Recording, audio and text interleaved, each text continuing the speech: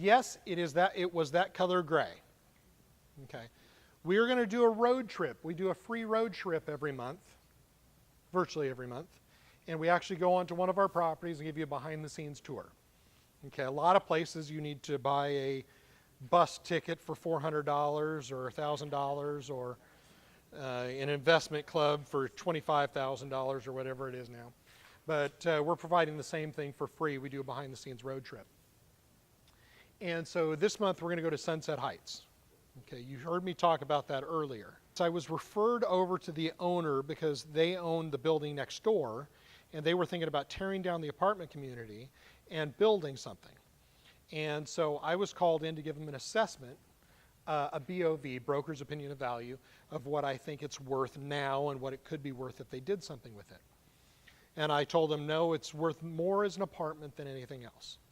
And the owners who own the building next door bought the property because they needed more parking for their business. Okay? So they bought the property,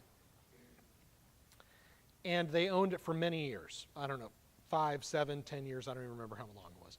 But they only owned it for parking, and they didn't care whether it made money or not. So if you don't care if it makes money or not, guess what it's going to do? It's not going to make money. Okay? So they owned it for many years and never made any money on it, even though they owned it free and clear. Okay? So I met with them and I said, hey, you know what? Give me 20% of the upside, whatever I can increase the value. And I said, in 90 days, I'll have you making $15,000 a month, and I'll increase the value by $1 million in 90 days. And they said, oh, and you want 20% of that? No.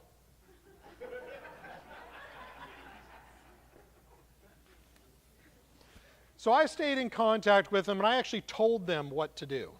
No, now you do this. Now you do this. 3 years later, staying in touch with them, they still hadn't made any money. And finally I said, forget it, I'll buy the property from you. I'll give you this amount for it. And they said, okay, well, we'll take that. Okay. So they took that deal. And that's Sunset Heights. That's what, 71% per year average now? Okay. So that's this property. This is what it looked like beforehand. Where did they park? We actually had to, oh my God. Oh my God. I had some of the craziest terms in this particular contract because they weren't professional apartment owners. First off, they needed to keep the parking, so I had to grant them an easement for a certain strip of the parking spaces because they only needed 20 spaces.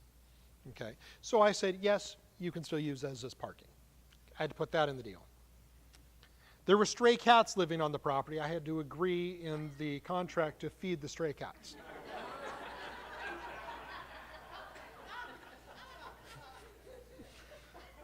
Now remember, they own the office building next door. So they were checking on that quite persistently. I'm like, go feed them at your property.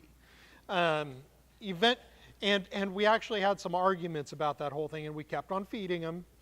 We didn't do anything to them or anything else, but eventually they left. Okay. Hey, now, that's not a joke. We didn't do anything, really. It was a strange negotiation. Oh, my God. Because for 3 years, I was trying to do something with them. And they could have made so much more money if they would have just listened to me 3 years prior. But then we bought it, and now the people that are partners in that are doing a lot better. Did we just get a 14% raise? I don't know. The way we look at that is we look at the cash flow of the property and say, okay, that's how much we can distribute. We usually, if it's $22,000 cash flow, then we pretty much say, well, we'll distribute $20,000 a month. As that goes up, we say, okay, now we can bump it up to 22, 23, 24,000. But something we found, if we ever go back on our checks, people are upset.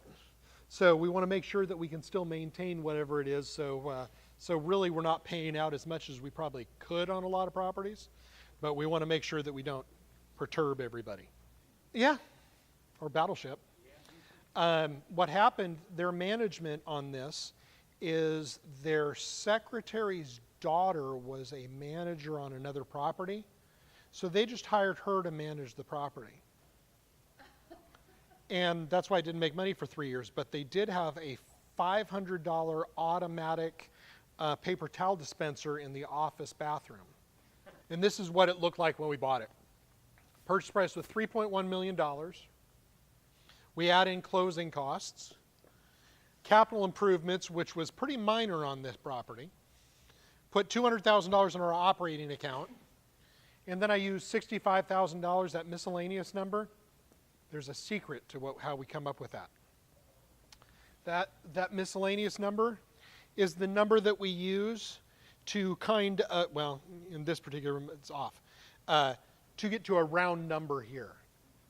Okay, and that was $1,100,000, but we backed 20 grand off. Long story, but it's not important. But we're all in on this property at 3.7. Now we paid 3.1. What do you think the property was worth at that time? It's probably worth about $3 million at that time. But I said, this is a good deal. We need to buy this. So it's probably worth $3 million, but I'll pay $3.1 million. That's why the seller thought they got a good deal. They'll finally sell it. I'm giving them $100,000 more than it's worth. So they'll go ahead and sell it.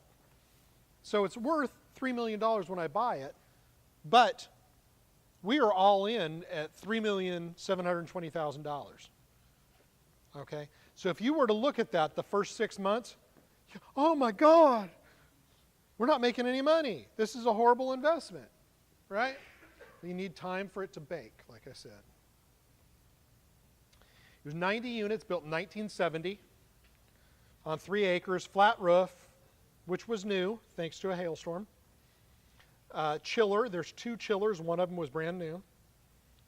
Like I said, they didn't make any money on it, but they put a lot of money back into it. It was in really good condition, but there was some real crazy stuff going on. Like I said, the seller, she had a war on cockroaches. So every electric outlet, they actually have a gasket underneath them to make sure that nothing can go through that electric outlet.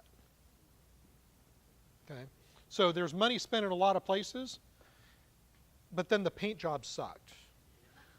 So, but we do have gaskets behind those things. So it's just money spent in the wrong places. So the property was in really good shape physically, which is why there was only $200,000 in CapEx. Brick and siding, slab foundation, concrete driveway. Love concrete driveways, by the way. Asphalt's horrible. Here was our CapEx budget. Okay. I'm not going to go through all the details of that. It's not all that important, but you can see where we spent money. And we spent $294,000. That's where we come up with the original CapEx budget. Vicki and Ken and Edwin and Michael and Pat and everybody walk it and come up with what that budget is. I use a guesstimate number when I first do my numbers, and then they go verify those, and then I adjust it from there. Okay? So it was $294,000. So good guess. But if I would have said $500,000 is the budget, guess how much they would have spent? $500. You can always find some place to spend money. No offense meant on that. Okay. The rent schedule when we bought it in 2015, the average rents, well, let's just say the average rent was $609. Okay? I'm saying that, hey, we're going to buy this. We're only going to raise it $52. Not a lot, right? $50 rent increase, it's not a whole lot. Okay? But in actual now, today, it's $728. Okay? So again, $1 equals 14.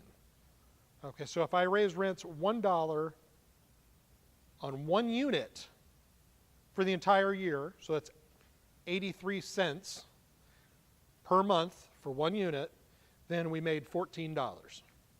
But now you multiply that times 90 units over 12 months with a $119 rent increase. Poof, We just create a value. It's magic. I'm not a conductor, I'm a magician. Here's our original projections. This is fun. This is real fun. 2016, we were anticipating 9.6% return. Then in year 2, we were saying 15.4. Okay? And we were going to say the value is 4.5. Now, if you notice, I used a value to 7.5 cap rate. Back in 2015, 7.5 cap rate was market. Well, now it's closer to a 7% cap rate. On some properties, it's a 6.5 or a 6. Some properties, it's a 5. So we use a projected cap rate that's higher, usually, than what it is right now because we anticipate it going up. Those were our projections. For somebody who invested $100,000, we projected giving out $7,000 year 1, or 7% return. Refinancing, pulling out $41,000, plus the cash flow, giving 53% back. Okay? Over 5 years, we sell the property, and when we sell it, giving $148,000 back, giving an overall return of 159% or 27.4% return per year after return of capital. Okay? So 27% return per year. Pretty good, right? Now, after 20 months, you remember that first slide? How much will we give them back? After 20 months, we've given back $52,610. This projection had the end of year 2. We wouldn't even have given this $41,000 back until the end of year 2. But we beat that by a lot, okay? And if we use the value right now, it's already higher than the value that we projected in 2020. Okay? So generally speaking, we try and sandbag a lot of numbers so that we outperform. Sometimes it doesn't happen. Sometimes there's some that take a little bit of a dip. It happens. But we do everything we can to make sure that that doesn't happen. To give an example of something like this. Okay? Those in Sunset happy? Thank you. So who would have liked to have been in on that deal? Really? Your arm's broken. You should still raise it. I mean, that's a spectacular return. To give you an idea of this one, is my kids, I had bought them a condo. I bought numerous condos and allocated some for them, one condo each when they were young. And I was making extra payments to pay down on the mortgage, things like that.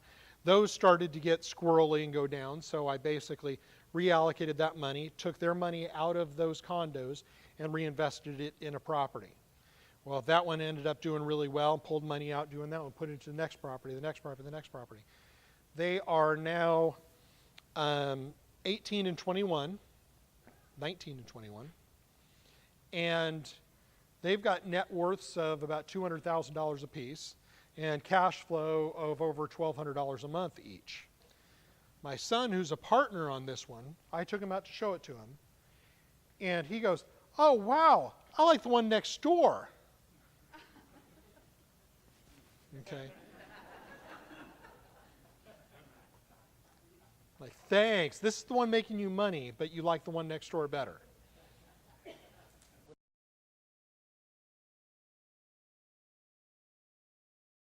Be sure to visit us at darwingerman.com. There you can register for all of our information and see all of the videos. And make sure to like us on Facebook and subscribe to our YouTube channel for more videos.